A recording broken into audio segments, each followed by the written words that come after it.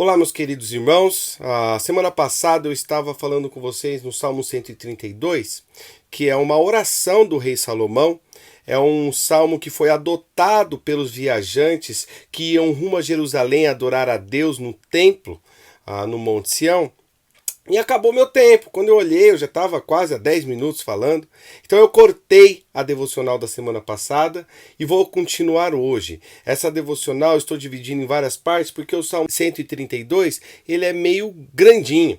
Então não tem problema. Nós precisamos disso, vamos trabalhar com contexto histórico e teológico. Eu gostaria de ter a sua atenção. E se você perdeu alguma série dessas que eu estou falando com vocês, volte semanas atrás e comece a pesquisar aí tudo que foi falado até então dos salmos de peregrinação. Quero convidar vocês a ler comigo hoje o Salmo 132, mas apenas os versos 8, 9 e 10, ok? Vamos ler. Levanta-te, Senhor, e vem para o teu lugar de descanso, tu e a arca onde está o teu poder. Vistam-se de retidão os teus sacerdotes, cantem de alegria os teus fiéis, por amor do teu servo Davi. Não rejeites o teu ungido. Hoje eu quero falar um pouco sobre a alegria do fiel em adorar o Senhor e a necessidade de rendição a Deus que estão descritos no verso 9 e 10. A semana passada eu falei um pouco, além das questões históricas e teológicas, eu falei sobre a santidade de todos os fiéis e o chamado do crente a ser um sacerdote que oferece adoração constante diante de Deus. Somos sacerdotes e também somos templo do Espírito Santo, graças a Deus e também a salvação em Cristo Jesus. Mas continuando especificamente quanto ao verso 9 e 10, quero trazer um contexto um pouco antagônico e também que traz um contraponto com o que nós vivemos hoje. Há muitos anos atrás eu tive a oportunidade de conhecer um ex-satanista. E ele não era dessas religiões que enganavam os seus fiéis, dizendo que estavam fazendo trabalhos para Deus, mas na verdade eram adoradores e eram um braço de trabalho satânico. Não. Ele era um adorador de Satanás, não existia enganação. Ele sabia, eu estou adorando ao príncipe das trevas. E ali, depois que ele acabou que conhecendo a Cristo Jesus, ele viu o contraponto de uma igreja e de outra. Algumas coisas chamaram muito a sua atenção. Outras, ele viu que havia semelhança. Ele descreveu as suas primeiras impressões e eu tive a oportunidade de ouvir essas impressões. Um dos primeiros aspectos que foi interessante é que a igreja de Satanás ela é muito parecida, de uma certa forma, com a igreja cristã. Porque ela também tem um pastor, ela tem uma Bíblia, ela tem até mesmo um momento de louvor ali a Satanás, né? Mas haviam vários contrapontos e hoje eu vou listar para vocês apenas 3, ok? O primeiro deles é que na igreja de Satanás não havia liberdade na adoração. Eles tinham que esperar um tempo para ficarem possuídos e assim depois de possuídos ali eles entoarem canções em louvor a Satanás. Coisa que é muito diferente na igreja cristã, e ele sentiu isso, porque as pessoas faziam isso livremente. Ele via as pessoas orando ali antes, ensaiavam tal, cantavam, e a igreja toda cantando forte, muito bonito. Ele falava, gente, aqui não precisa estar em transe, não precisa estar possesso para adorar a Deus, não precisa estar ali habitado por um demônio para poder cantar a Deus. Isso foi uma das coisas que mais impressionou ele. E a resposta é não, aqui nós adoramos a Deus em espírito e em verdade, livres, como somos em Cristo Jesus, mediante a sua salvação. Segundo ponto, na igreja satânica, eles tinham que combinar horários com outras igrejas satânicas espalhadas pelo mundo, porque Satanás ele tinha que viajar para receber a adoração. Como Satanás não é onipresente, como o nosso Deus, era dessa forma que as igrejas acabavam que usando para poder adorar aí ao seu Deus falso, ao seu Deus que é o príncipe do mal das trevas e que já está condenado segundo a nossa Bíblia. Na igreja cristã, nós temos um Deus onipresente, um Deus que tem todos os atributos atributos visíveis, invisíveis, todos os poderes que vocês podem imaginar e também não imaginar. Está no nosso Deus. E ele experimentou isso e disse que foi uma das maravilhas mais lindas que ele vivenciou dentro da igreja cristã. Pois em todos os momentos ele poderia adorar a Deus. Ele falava, puxa vida, eu não tinha essa liberdade. Eu tinha que esperar às vezes um tempo ou outro. Com a igreja cristã, ele percebeu que isso era diferente. E um terceiro aspecto, um terceiro ponto, é que quando esse irmão ele entrou na igreja de Cristo, ele nunca havia sentido paz através da música, a paz através de notas, de melodias que exaltam a Deus, ou pelo menos exaltava Satanás. Mas lá, como cristão, ele estava sentindo isso, vivenciando em seu coração algo que ele nunca conseguiu explicar, coisa que também eu e você não conseguimos explicar. Ele chorava ao ouvir a comunidade entoando louvores a Deus, e nos dias de muita angústia do seu coração, porque com certeza foi uma mudança muito grande, ele não saiu de alguma religião próxima do cristianismo ou religiões morais, não, ele saiu de uma igreja que adorava ao demônio principal aí, a Satanás, né?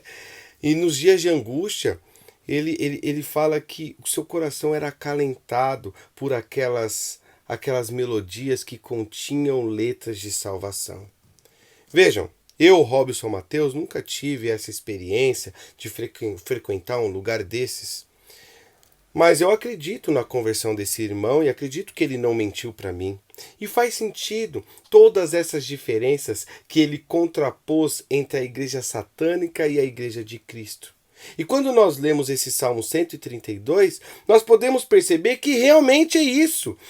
O fiel, ele sente alegria, regozijo quando ele canta a Deus. Por quê? Deus é o motivo. Ali, eles não estavam cantando simplesmente por entoar melodias soltas, eles estavam adorando o Deus verdadeiro que estava entrando ali, tipologicamente, ele estava entrando ali dentro do Santo dos Santos. Meus amados, isso é muito forte para nós todos. Nós estamos falando do único Deus verdadeiro. Ele é a motivação do fiel cantar forte, cantar firme, cantar com o coração prostrado aos pés da cruz. Se na cruz, sempre me glorio. E aí vai. E isso tudo nos faz ser igual. Por isso que o verso 10, esses três versos, e na verdade todo o contexto do Salmo 32, está interligado. Porque não há rico quando você adora ao Deus verdadeiro, não há pobre, não há rei, não há servo, não há autoridade, não há subalterno, não há escravo. Porque nós somos todos iguais, nós somos pó diante desse Deus verdadeiro. Olhando para o verso 10, parece que Salomão até esqueceu de quem era, de qual autoridade ele tinha, qual era a sua autoridade, qual era o seu poder.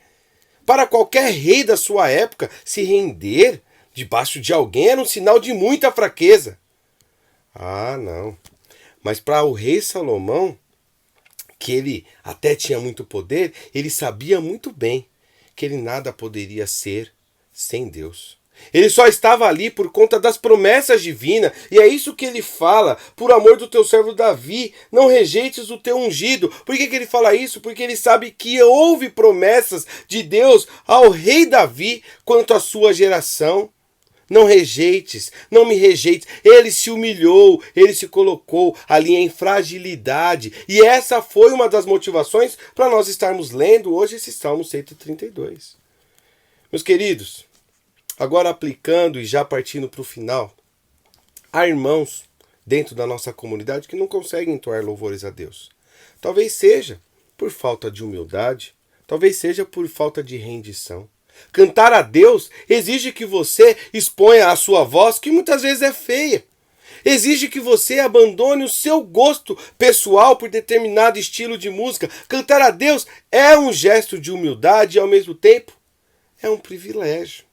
É um privilégio distinto o louvar a Deus. Como eu já disse para vocês agora, nessa pequena devocional, o contraponto de quem adora Satanás para quem reconhece como é adorar ao Deus verdadeiro. Agora, meus queridos, fazendo uma recapitulação, talvez invertida, desses pontos. Primeiro, saia do seu pedestal e renda-se aos pés de Cristo e cante com muita alegria, em gratidão pela sua salvação, se você for salvo. Se você não for salvo, você tem que conhecer a Cristo Jesus e faço menção a todas as devocionais que o pastor Valdir fez, especialmente nessa semana, falando sobre salvação. Escute ela, você vai entender um pouco mais como você pode ter esse tipo de regozijo. Continuando, assuma suas vestes sacerdotais e entre nos santos dos santos com mãos limpas e um coração puro, pois somos casa de Deus, somos morada do Pai. Somos a igreja que prevalecerá, pois Cristo é o nosso cabeça, é o nosso noivo e ele vai vir nos buscar. Que Deus abençoe a sua vida, que você possa ter o coração do rei Salomão, humilde, e que os seus louvores eles possam demonstrar a verdade do seu coração.